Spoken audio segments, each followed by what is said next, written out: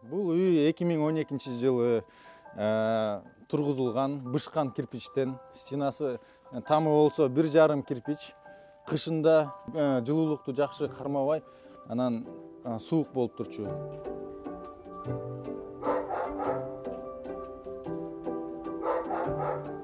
Бул жылытканга пеноплекс. Пеноплекстен сырткары жанакы сетка менен анан клей тартылган. Клейдин сыртынан анан декор деген шуба менен жабылган. 5 сантиметровый пеноплекс, бул деген фундаменттики, жана 3 сантиметровый пеноплекс, ал деген тамдын өзүнүн. Бул пеноплекс аябай жылуу экен.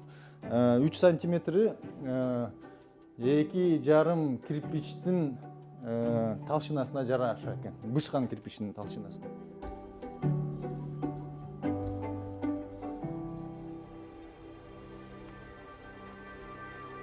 Грантты мага бергенден кийин эле досрочно ушул 123 000 сомдун 24 000 сомуна ылайыкташтырып, досрочно төгүп, выплатасын азыраак кылайын деген оюм бар. Азыр бирөөсү күйүп турат, постоянно. Мурун болсо кечинде саат 6-дан кийин экинчисин күйүсүп, ас болсо үчүнчүсүн да күйүсүбүз. Январь 2017 5000 сом, 119 сом болду. Февраль айына 5443 сом болду. Март айына 4763 сом болду.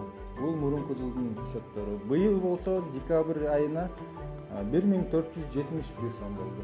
Ортоңку сумма 5000 сом болсо, азыркы айда 1470 сомго түшүп калды. Мындан тышкары жанакы аябай суук болгондо биз дагы кечинде же тарыналында бир чака көмүрдөн жакчубуз. Элдер азыраак от жаксын деген сөз. Түтүн азыраак экологиябызды бузбасын деген сөз. Үйдүн жылуулугу көбүнчөсү ушул терезеден кетип атат азыр. Себеп дегенде бир где-то 10-15% ушул терезеден кетип калат.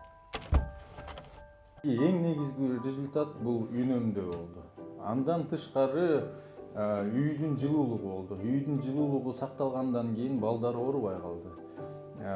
Мен ушул жаңы үй тургузулуп аткан адамдарга каалоом бар да, ошол үйдү тургузуп атканда эң башында эле сразу эле жылытып, анан кийин үйдү тургузуп алып, декорлордун баарын коюп алып туруп, анан кийин андан тышкары анан кайта жылытып отурбай, мен катама чалынбай, сразу эле кирпичтерди салып бүткөндөн кийин үйдү жылытып туруп, анан кийин сыртына декорлорду койсо, менин оюм боюнча алар көп эсе утат.